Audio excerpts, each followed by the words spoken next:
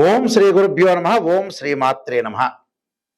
July 1వ తారీఖు నుంచి 10వ తారీఖు వరకు కూడా మేషాది ద్వాదశ రాశుల వాళ్ళకి గ్రహగమన గతులు ఏ విధంగా ఉన్నాయో ఒకసారి తెలుసుకుందాం. తెలుసుకునే ముందు ఈ గోచారరీత్యా చెప్పబడే ఫలితాలు అంటారు. ఇవన్నీ కూడా తెలుసుకునే ముందు ఏ గ్రహాలు ఏ రాశుల్లో సంచరిస్తున్నాయో తెలుసుకుందాం. వృషభ రాశిలో కుజుడు, రవి మిథున రాశిలో, శుక్రుడు కర్కాటక రాశిలో 4వ తారీఖు వరకు ఉంటాం. ఆ తర్వాత సింహరాశిలో సంచారం చేయటం, బుధుడు కర్కాటక రాశిలో ఉండటం, అలానే మళ్ళీ మిథున రాశిలోకి వెళ్ళిపోవటం బుధుడు. చంద్రుడు కన్యా రాశి దగ్గర నుంచి మేషరాశి వరకు సంచారం చేస్తాడు ఈ 10 రోజుల పాటు. గురువు కర్కాటక రాశిలో, శని మీనరాశిలో, రాహు కుంభరాశిలో, కేతు సింహరాశిలో. ఇది గ్రహాల యొక్క స్థితిగతులు. ఇవన్నీ కూడా గోచారరీత్యా చెప్పబడే ఫలితాలే అంటారు. బర్త్ చార్ట్ వేరు, గోచారం వేరు.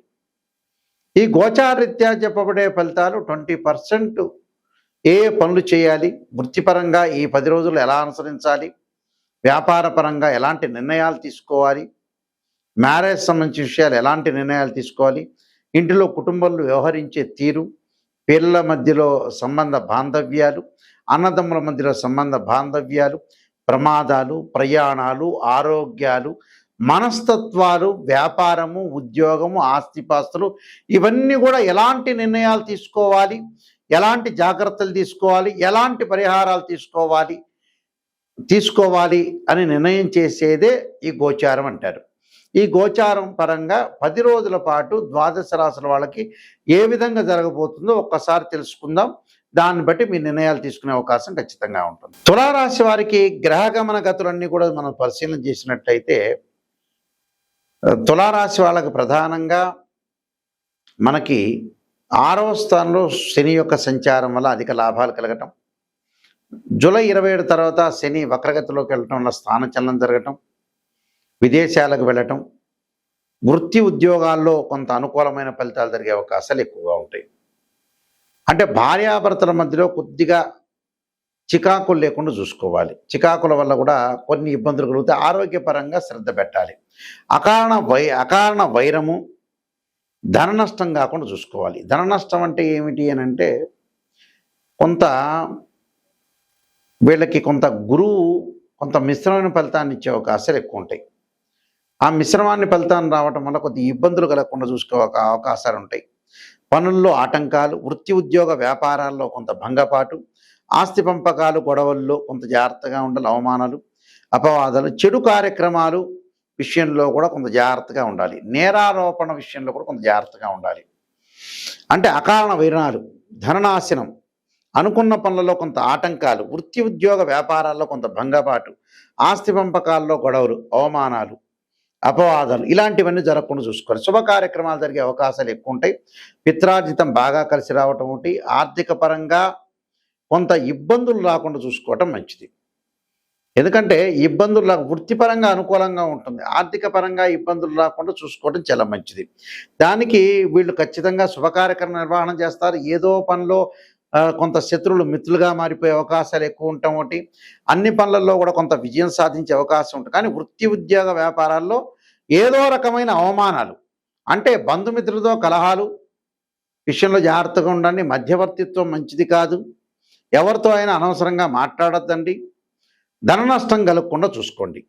దానికి కుబేర మంత్రాన్ని ఓం యక్షాయ కుబేరాయ వైశ్రవణాయ ధనధాన్యాధిపతే ధనం ధాన్య సమృద్ధిమే దేహిమే దాపైస్వ అనే మంత్రాన్ని చక్కగా చదువుకోండి గురువారం రోజున. దానితో పాటు మీరు చేయాల్సింది ఏంటంటే శివాలయంలో ప్రదక్షిణ సోమవారం రోజున, సత్యదేవుడి యొక్క వ్రతం శనివారం రోజున సత్యనారాయణ స్వామి వ్రతం చేయండి.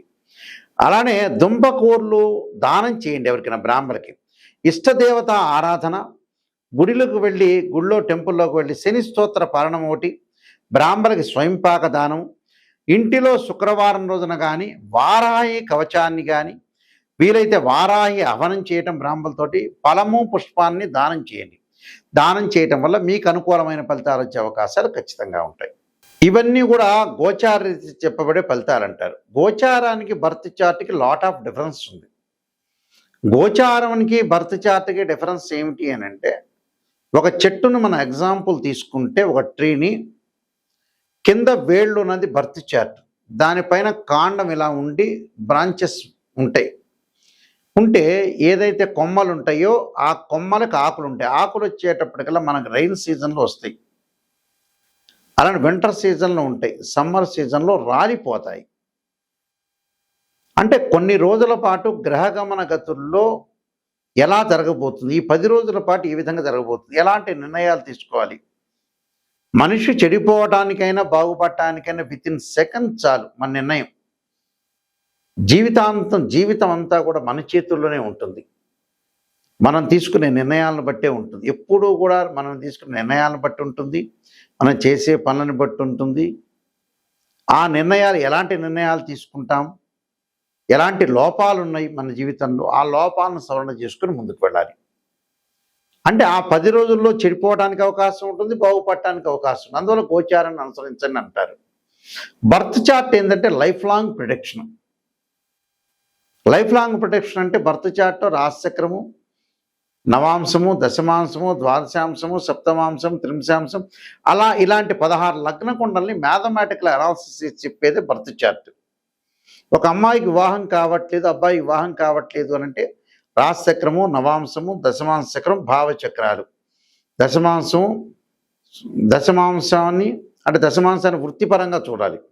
అంటే ఒక అమ్మాయికి అబ్బాయికి వివాహం కావట్లేదంటే రాశిచక్రం, నవాంశం, భావచక్రం, దశలో అంతర్దశలు. వృత్తిపరంగా అనుకూలంగా లేదా ఎలా ఉండబోతుందంటే రాశిచక్రము, దశమాంశము, భావచక్రం, దశలో అంతర్దశలు. వివాహంగా సంతానం కలగట్లేదా అంటే రాశిచక్రము, సప్తమాంశ చక్రము, భావచక్రము, దశలో అంతర్దశలు. ఇలాంటివన్నీ అనాలిసిస్ చెయ్యాలి. ద్వాదశ భావాధిపతులు వేరు, రాశ్యాధిపతులు వేరు, ఆ గ్రహంలో ఆ గడిలో ఉండే గ్రహము వేరు, ఆ రాశిలో ఉన్న గ్రహం. ద్వాదశ భావాధిపతులు అంటే ఎప్పుడైనా సరే ఇంటి ఓనర్ అని అర్థం. రాశ్యాధిపతి బిల్డర్, ఆ ఇల్లు కట్టించినవాడు. అక్కడ గడిలో ఉన్న గ్రహం ఏంటంటే టెనెంట్, రెంట్కుంటున్నారు అని అర్థం, టెనెంటు అని అర్థం. అంటే ఈ మూడింటిని కూడా అనాలిసిస్ చేయాలి. తనుభావానికి రవిధిపతి, ద్వితీయ భావానికి గురువు అధిపతి, తృతీయ భావానికి కుజుడు, చతుర్థ భావానికి చంద్రుడు బుధుడు, పంచమ భావానికి గురువు, షష్టమ భావానికి కుజుడు, సప్తమ భావానికి శుక్రుడు. అంటే ఇలాంటి భావాలన్నీ కూడా మనం అనుసరించి ముందుకు వెళ్ళాలి. భావాధిపతులు, మళ్ళీ రాశ్యాధిపతులు, టెనెంట్, ఈ మూడింటిని అనాలిసిస్ చేయాలి. ఉచ్చలు, నీచలు, దృష్టి, జాతకంలో సర్పదోషాలు, కాలసర్ప దోషాలు, పునర్భవ దోషాలు, అలానే కుజదోషాలు, శుక్రదోషాలు, మాంగళిక దోషాలు, ఎలాంటి దోషాలు ఉన్నాయి వృత్తిపరంగా, ఉద్యోగపరంగా, అలానే వ్యాపారపరంగా, సంతానపరంగా, అలానే వివాహము, ఇలాంటివన్నీ ఆస్తిపాస్తులు ఎలా ఉండబోతున్నాయి, అన్నదమ్ముల మధ్యలో సఖ్యత, బంధుమిత్రులతో కలహాలు, బంధుమిత్రుల సఖ్యత, ఇలాంటివన్నీ కూడా ఇవన్నీ కూడా ఎలా తెలుసుకుంటారంటే డివిజనబుల్ చార్ట్స్ 16 ఉంటాయి. ఆ 16ని మ్యాథమెటికల్ అనాలిసిస్ చేసి మాత్రమే చెప్పగలుగుతాం. దానికి దశలో అంతర్దశ, సూక్ష్మ దశలు, ప్రాణదశలు కేవలం నాస్తిచక్రం ద్వారా చెప్పలేము. గోచారం అని 20% సపోర్ట్ చేస్తుంది. అంటే ఈ నెలలో, ఈ వారంలో చేసే ఫలితాన్ని మాత్రం చెప్తుంది. అదే దాని యొక్క డిఫరెన్స్. ఏదో జాతకం చెప్పామని ఈ ప్రజలు కూడా ఎలా ఉన్నారంటే, చాలామంది క్లయింట్స్ కూడా ఎలా ఉన్నారంటే, గురువు గారండి మమ్మల్ని పొగడండి, ఉత్సాహంగా పొగడండి, నిరుత్సాహం ఏమైపోయినా పర్వాలా, అంటే ఈ ముఖ్యమంత్రి తర్వాత ఇంకో ముఖ్యమంత్రి నువ్వే అవుతావంటే ఆడు హ్యాపీగా ఫీల్ అయ్యి వెళ్ళిపోతున్నారు. అలా కాదు, ఎక్కడైనా సరే గురువుల దగ్గరికి వచ్చేటప్పుడు నిజాన్ని తెలుసుకోండి. శ్రీయ లోపం పెరుగుట పెద్ద విద్య, లోపం ఎరిగిన వాడే పూర్ణుడవుతాట. ఎవరైనా సరే ప్రేక్షకులందరూ కూడా గమనించాల్సిన విషయం ఏంటంటే, సత్య దూరము. సత్యాన్ని తెలుసుకుంటేనే మనిషి బాగుపడతాడు. అసత్యంలో ఉంటే 80% మనిషి బాగుపడ్డు. సత్యాన్ని తెలుసుకున్నాం అనుకో, సవరణ చేసుకోవచ్చు. ఓ డాక్టర్ని మనం కన్సల్ట్ అవుతాం, షుగర్ ఉందని చెప్తాడు. ఇంకో డాక్టర్ దగ్గర షుగర్ ఉందని చెప్తారు. అది నిజాన్ని తెలుసుకొని ఆయన ఇచ్చిన ట్యాబ్లెట్, ఇంజెక్షన్ మనం పాటిస్తే తగ్గిపోతుంది. సింపుల్ అది. కానీ మనకి సత్యం అనేది చెవుల్లోకి ఎక్కట్ల చాలామంది కూడా. అది ఎందుకునో భగవంతుడి యొక్క సృష్టి. బాగా రీసెర్చ్ చేస్తే ఏంటంటే, ఎందుకని అంతమంది జనాలందరూ బాగుపడట్లేదని అనాలిసిస్ చేస్తే మాకు తెలిసింది ఏంటంటే, భగవంతుడు ఆ జ్ఞానాన్ని అందించట్ల. ఐఐటీలో ఎంటెక్ అందిస్తాడు, ఎంఎస్ అందిస్తాడు, ఎంబీబీఎస్ చేస్తాడు, ఎంసెట్లో ర్యాంక్ కొడతారు, ఐఐటీలో ర్యాంక్ వస్తుంది, ఆస్తిపాస్తులు అన్నీ సంపాదిస్తారు. ప్రాపంచిక జ్ఞానంలో మనిషి టోటల్గా అట్టర్ ఫెయిల్ అయ్యాడు. అదే నిగూఢ రహస్యం. ఇది రామాయణంలో కానీ, భారతంలో కానీ, పంచకావ్యాల్లో కానీ, భగవద్గీతలో కానీ ఎక్కడా లేదు. మనిషి ఫెయిల్ కావడానికి ఏమిటంటే, రోగం వస్తుంది అనుకున్నప్పుడు సిక్స్త్ సెన్స్ చెబుతూ ఉంటుంది. మనం ఆలోచన చేస్తే బ్రెయిన్ని కొద్దిగా ఆలోచనాసరణలో పెట్టి మనం తప్పు ఏం చేస్తున్నాం, పేపర్ కరెక్షన్ లాగా చేస్తే మన తప్పు మనకు తెలుస్తుంది. దాన్ని సవరణ చేసుకుంటే 100% మనిషి అవుతాడు. అది అసలు టోటల్ విషయం. బ్రహ్మాండంగా మేము తిరుపతి వెళ్ళామండి, శ్రీశైలం వెళ్ళామండి, నేను ఐఐటీలో ఎంటెక్ ర్యాంక్ వచ్చినా కూడా భగవంతుని కొలవటం తప్పు లేదు, చదువుకోవటం తప్పు లేదు. కానీ ప్రాపంచ జ్ఞానం కూడా నెససరీనే. ఒక ఆస్ట్రాలజర్ని అప్రోచ్ అయ్యేటప్పుడు నెగిటివ్ ఫస్ట్ తెలుసుకోవాలి.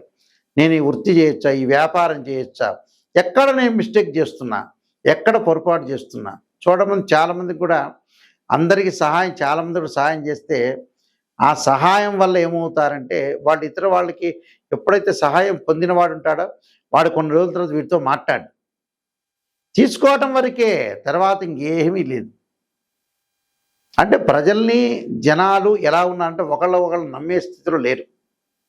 ఎవరు వాడు మోసం చేసుకుంటారు. నిజమే, మనం బతికేది లేదు, కొన్నాళ్లే మనం బతుకుతాము, ఇది మిథ్య, మనం జాగ్రత్తగా ఉండాలి, అందరికీ సహాయం చేయాలి, మంచిగా ఉండాలనే ప్రవర్తనలో ఫెయిల్ అయిపోయారు.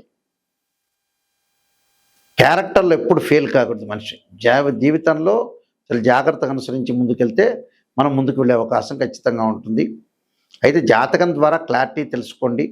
నేను కాలసర్పయోగ చంద్రిక, రాహుకేతులు, ఛాయాగ్రహాలు, పుత్రగణపతి వ్రతము, స్వప్నశాస్త్రము, సర్వదేవతా గోత్రపరులు పార్ట్ 1, పార్ట్ 2, జాతక చంద్రిక, వివాహ మార్తాండము, నవగ్రహ దోషాలన్నీ కూడా తొలగిపోవటానికి 12 మహావిద్యల యొక్క స్తోత్ర పాలనాలు, బృహత్ పరిహార Sindhu, production of astrology, transit results, ఇలాంటి నెంబర్ ఆఫ్ బుక్స్ రాశాను. ఈ పుస్తకాలన్నీ కూడా రాజమండ్రి మోహన్ పబ్లికేషన్ వారి దగ్గర, కోటకుమ్మం వారి దగ్గర దొరుకుతాయి. మా దగ్గర కూడా ఈ పుస్తకాలన్నీ లభిస్తాయి.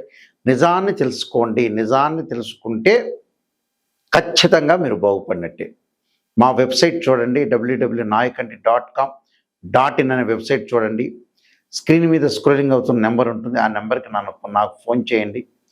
ఫోన్ చేసి మీరు ఏదైతే ఉంటాయో, మీరు తెలుసుకోవాలనుకుంటున్నారో జాతకాన్ని నాకు ఫోన్ చేయండి. పర్సనల్గా నా దగ్గరికే వస్తుంది ఆ నెంబర్ అనేది. నిజాన్ని తెలుసుకొని మీరు ముందుకు వెళితే మంచి జరిగే అవకాశాలు ఖచ్చితంగా ఉంటాయి. నిజం అనేది చాలా ఇంపార్టెంట్. ఇందులో భగవంతుడి కంటే ఇంపార్టెంట్ ఏంటంటే నిజం, సత్యం తెలుసుకున్నవాడు, వాడి యొక్క లోపాలని సవరణ చేసుకునేవాడు 100% అతను బాగుపడినట్టే. అందువల్ల ఇలాంటి విషయాలు గమనించండి. అవన్నీ కూడా జాతకం ద్వారా తెలుస్తాయి.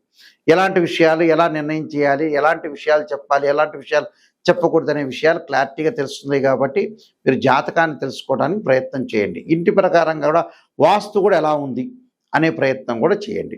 మీ అందరికీ కూడా శ్రీ పరమేశ్వరి యొక్క కరుణాకటాక్షం లభించాలని ఆశిస్తూ సర్వే జనా సుఖినో భవంతు.